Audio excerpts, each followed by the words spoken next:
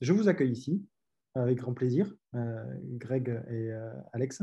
Est-ce que vous pouvez rapidement vous présenter à chacun, parce qu'il y en a qui, je pense, vous connaissent, mais pas tout le monde. En tout cas, les auditeurs qui sont outre Occitanie ne vous connaissent pas. Donc, est-ce que vous pouvez vous présenter rapidement et après, on va faire défiler le PowerPoint. Allez, je me lance. Alexandra Mérigot, donc secrétaire générale de la Ligue Occitanie, en charge notamment du centre de formation. D'accord. Est-ce que tu as d'autres casquettes? Dans le civil, je travaille pour le ministère des Sports. D'accord, d'accord. Je dis ça, c'est pas anodin. Tu auras l'occasion de l'expliciter un petit peu plus dans la suite. Et Greg, du coup? Grégory Louis, j'ai un peu moins de casquette. Je suis directeur de la Ligue Occitanie de tennis. Peut-être moins, mais c'est une sacrée casquette quand même, donc c'est bien. Allez, on y va. Donc, petite présentation en tout cas de la Ligue Occitanie et du centre de formation avec du contenu sur lesquels on va passer un peu plus de temps. Les sites principaux, Balma et la Grande Motte. Si vous voulez rajouter des choses, allez-y, avec plaisir. Peut-être les années de création, le rattachement, depuis quand, etc. Greg? La Ligue Occitanie, elle est issue de la fusion des régions, hein, par conséquence des ligues sportives et des comités régionaux. Donc, depuis 2017, ça a vu le rapprochement entre la Ligue Midi-Pyrénées et la Ligue Languedoc-Roussillon, d'où un fonctionnement un peu particulier avec, comme la slide le présente, un siège social à Balma, donc en région toulousaine, et un second site régional à la Grande Motte, à côté de Montpellier. Sachant que déjà, Midi-Pyrénées et Languedoc, c'est déjà deux belles régions. Et là, on en a encore plus. L'ensemble des deux fait vraiment une sacrée région. On arrive à la 3e Ligue de France en termes à la fois de nombre de comités, puisqu'on est 13 comités, 8 issus de l'ancienne région Midi-Pyrénées et 5 pour Languedoc-Roussillon, un tout petit peu moins de 800 clubs et un petit peu plus de 93 000 licenciés. Et du coup, 3e Ligue de France, comme tu dis, et 2e Ligue en termes de progression, je lis. Donc, on est dans un lieu assez dynamique. Je pense que le climat s'y prête. Le climat s'y prête et on a pu, par rapport aux conditions sanitaires applicables pendant la pandémie, notamment bénéficier du fait qu'il y avait énormément d'infrastructures en extérieur. Alors, par certains côtés, ça peut être handicap, mais là, dans ces circonstances assez particulières, ça a été plutôt un atout puisque beaucoup de clubs ont pu maintenir l'activité grâce notamment à l'accessibilité garantie des infrastructures non couvertes. Donc, oui, ça, on en a parlé. On vient d'en parler. En tout cas, je laisse ça à l'écran pour que les gens puissent en profiter un petit peu plus, mais on ne va pas s'éterniser dessus. Il y a d'autres contenus qu'on a envie de partager qui me semblent hyper intéressants de promouvoir, en tout cas. Là, je te laisse dire un petit mot quand même dessus, Alexa. Oui, alors il y a une vraie histoire avec la formation au sein de la Ligue. Un vrai effort, une vraie stratégie en matière de positionnement volontariste et novateur, on va le voir un petit peu plus tard, avec une dizaine de formations différentes qui sont proposées toute l'année, qui vont de la formation initiale à la formation continue, mais également à l'accompagnement des dirigeants pour leur montée en compétences et de l'appui permanent grâce à l'équipe de formateurs et aux dirigeants qui s'investissent dans le fonctionnement du centre. Les chiffres parlent par eux-mêmes, 70 000 heures de formation par an, 650 stagiaires accueillis au niveau des différentes formations. Et une des clés, la réussite de notre organisation, est notamment le partenariat avec le CFA Occitanie, sur lequel reviendra Grégory un petit peu plus tard. On a fait partie des premières ligues certifiées Calliope. Alors Calliope, qu'est-ce que c'est? C'est un label de qualité, à la fois sur la performance pédagogique de l'organisme de formation, qui est aussi maintenant un sésame pour pouvoir continuer à bénéficier des financements publics et notamment des conditions d'apprentissage pour pouvoir accueillir les stagiaires dans les meilleures conditions de prise en charge pour permettre des parcours adaptés à leurs besoins et à leurs objectifs. Et comme on le voit, on reprendra un petit peu le temps aussi d'en parler. Sur le dernier point, un centre de formation, mais 3 antennes, Balma, Grande Motte et Cap d'Agde. On en a parlé récemment sur une interview avec la French Touch, et du coup, c'est bien de le stipuler et bien de le marquer. Il y a bien 3 antennes au centre de formation, dont un qui se passe à l'académie là-bas.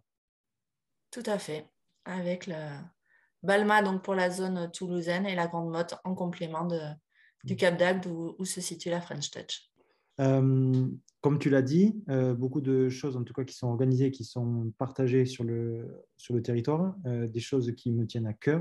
Greg, il y en a une qui est toute novatrice et on va en parler ensemble. Mais quand tu parlais tout à l'heure de formation continue, moi, sur Meet, c'est l'objectif. C'est que les enseignants continuent de se former à travers les interviews, les échanges qu'ils peuvent avoir et les lives qu'on organise et qu'on organisait pour continuer de perdurer dans cette activité, de rester curieux, d'apprendre et à chaque fois essayer d'élever son niveau d'enseignement au bénéfice de nos élèves, de nos pratiquants, etc.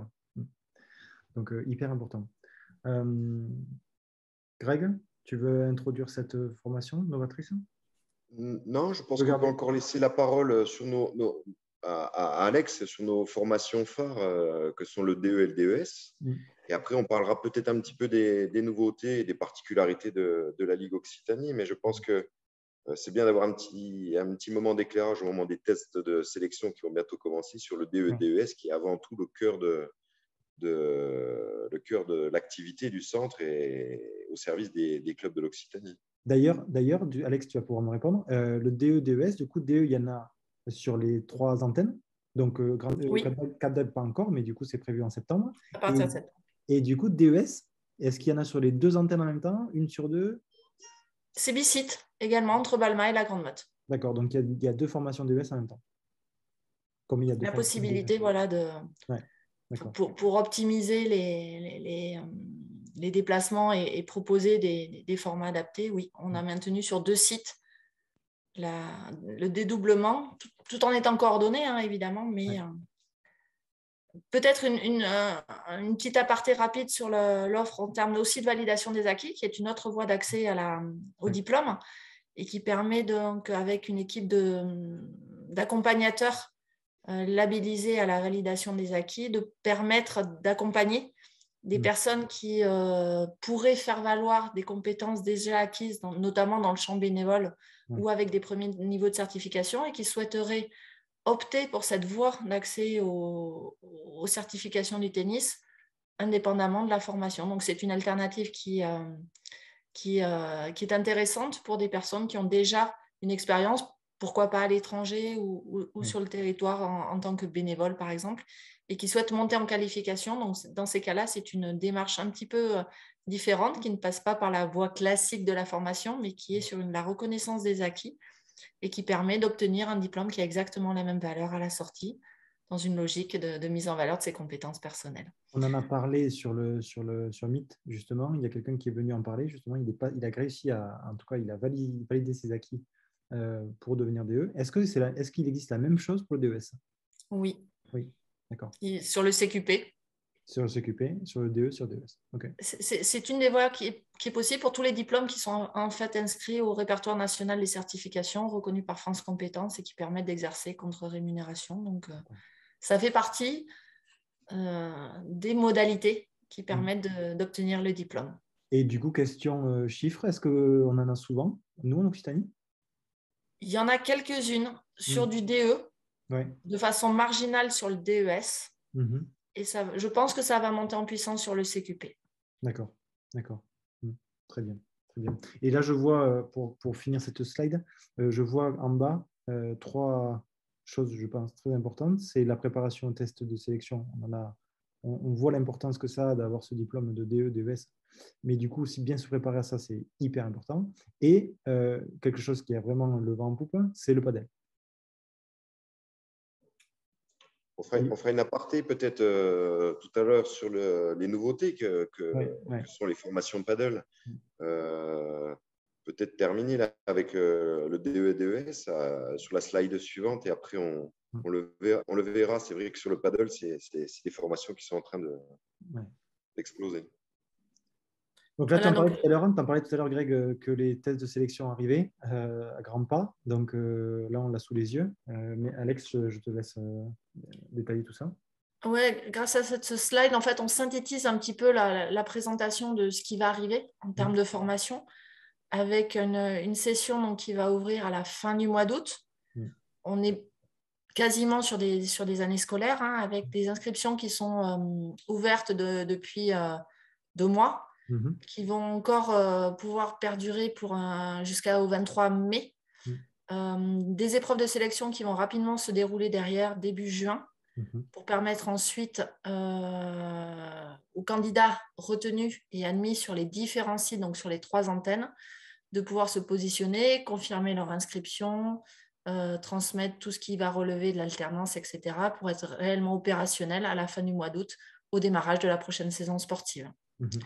Donc, il y a aussi quelques éléments donc, sur les statistiques de l'année et nos bilans de l'année précédente, avec des taux de réussite qui sont très encourageants. Et surtout, quelque chose qui est important de mettre en évidence, c'est l'employabilité immédiate liée à la carence, quelque part, d'éducateurs identifiés sur tout le territoire et notamment en Occitanie, qui garantit aux personnes qui s'engagent dans cette formation et qui sont assidus et qui répondent aux certifications et aux exigences d'avoir du boulot à la sortie sans la moindre difficulté.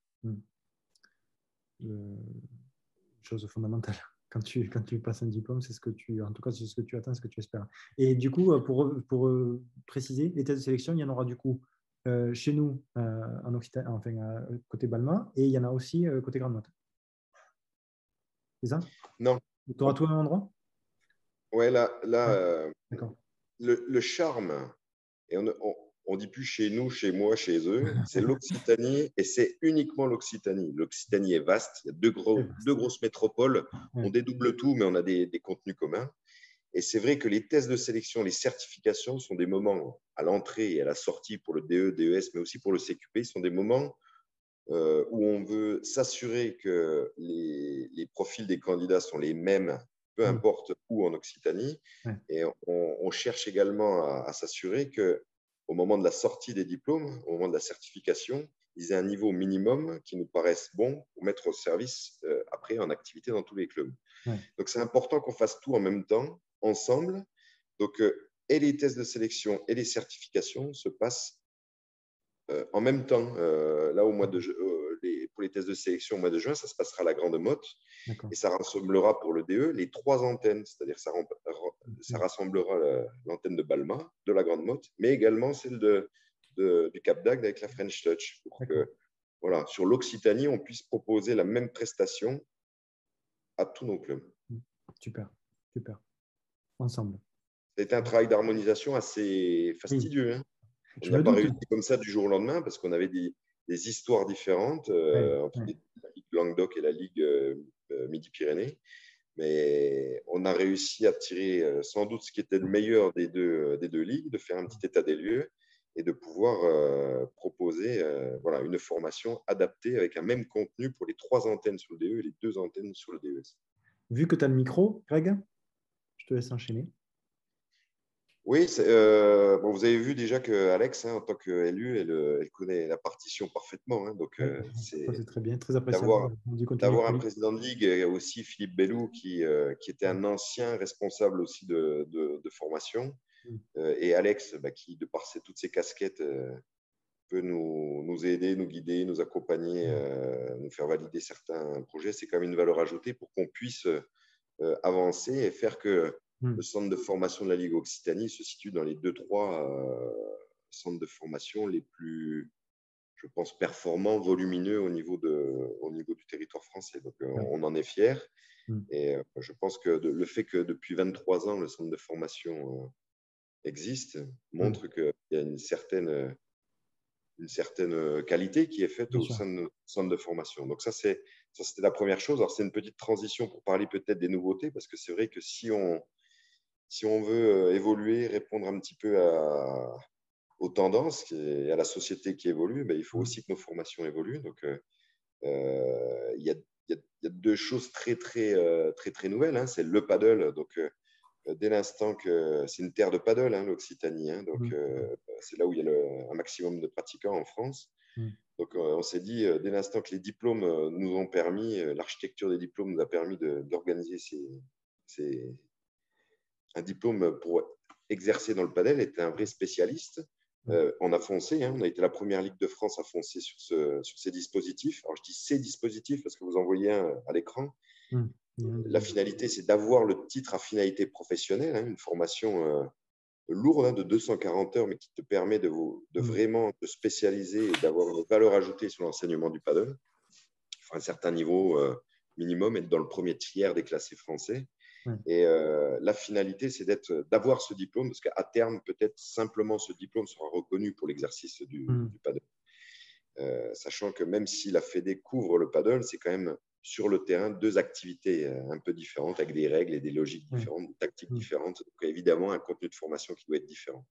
Donc on s'en est félicité, on a été la première ligue à l'organiser. On a même des formateurs qui sont devenus formateurs d'autres formateurs en France.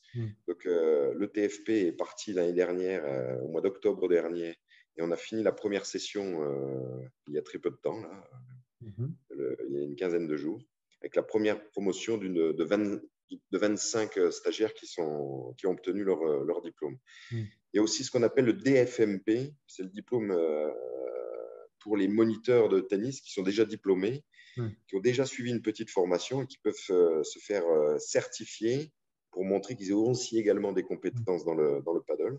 Donc, c'est finalement un TFP allégé pour des gens qui ont déjà le diplôme d'État et qui ont quand même une certaine qualité de jeu et une expérience dans la pédagogie du paddle. On en a parlé. On en est fiers. On en a parlé sur les interviews que j'ai pu faire avec Benjamin Bez et Benjamin Gruet, qui sont deux enseignants DE, et Benjamin Gruet qui est à Bordeaux, qui est DES, qui ont passé justement ce diplôme, en tout cas ce petit truc en plus pour pouvoir enseigner le paddle. Et évidemment, je pense que c'est normal de s'appuyer sur les compétences que nous avons pu développer en tant que DE, mais d'adapter tout ça et en tout cas de mettre dans le move du paddle maintenant avec ses spécificités, tu vois. Donc, très, très bien. Bon, donc voilà, on œuvre à ce niveau pour répondre à la demande et aux besoins des licenciés de la Fédé qui pratiquent le paddle. Voilà. Alors, l'autre nouveauté, tu la vois également, on l'a impulsé là avec Alex et on en est fiers. Alors, c'est quelque chose qui est dans les tuyaux. On est en cours de recrutement. On est ambitieux, c'est-à-dire que c'est une formation, pour le faire court, de commercialisation et de marketing du sport. Alors, il y a plein d'écoles qui proposent ces contenus. Mais nous, on a trouvé une école partenaire, MCT Formation, qui est également en partenariat avec le CFA Occitanie. Donc, on a travaillé ensemble, on est complémentaires et ils font vraiment une formation, ils vont proposer une formation sur nos deux sites, à Balma et à la Grande Motte. On vise une quinzaine de stagiaires à peu près sur chacun des sites.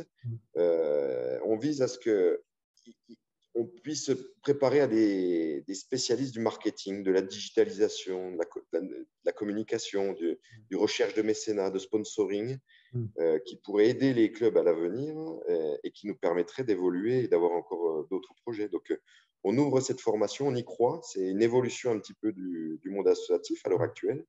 Nos DE étaient formés à la méthodologie de projet, à la gestion RH, à la gestion financière dans le cadre de l'UC1 et l'UC2. Mais on veut aller plus loin avec une formation qui est ambitieuse, plus de 600 heures de formation, uniquement, dirons-nous, des peintes tennis. C'est que des contenus liés au tennis, liés aux besoins des employeurs que sont les clubs de tennis, associatifs ou privés, tennis ou paddle, peu importe. Le but, c'est d'essayer de parler de nos clubs, d'être plus efficace sur la com, de chercher des sponsors et voilà, de faire évoluer nos clubs, nos projets, nos installations. Donc, on est en cours de recrutement. On devra avoir une formation qui commencerait à Balma, à la Grande Motte, le 7 juin. Et on a des tests de sélection qui auront lieu début mai. Une formation éligible à l'apprentissage, donc très, très favorisante financièrement également pour les clubs. Voilà, c'est un marchepied vers la commercialisation de nos clubs de tennis. Et c'est très bien parce que quand on en a parlé, quand tu m'en as parlé, j'ai de suite pensé qu'il fallait partager cette chose-là. Sur les près de 3000 personnes qui sont sur le site et qui sont en tout cas qui sont abonnées à Meet, il y en a peut-être une personne sur 5 qui m'a dit au moins une fois il faut que le UC1 et le UC2 se mettent à jour, il faut qu'ils tendent vers des tendances marketing plus modernes, etc. Voilà. Et là, on répond à un besoin. Voilà. Je pense que pour essayer d'être clair, c'est pas se mettre à jour, parce que le contenu de l'UC1, UC2, il est important. C'est méthodologie de projet, c'est la gestion RH, c'est la gestion financière. Il y a des contenus qui sont importants.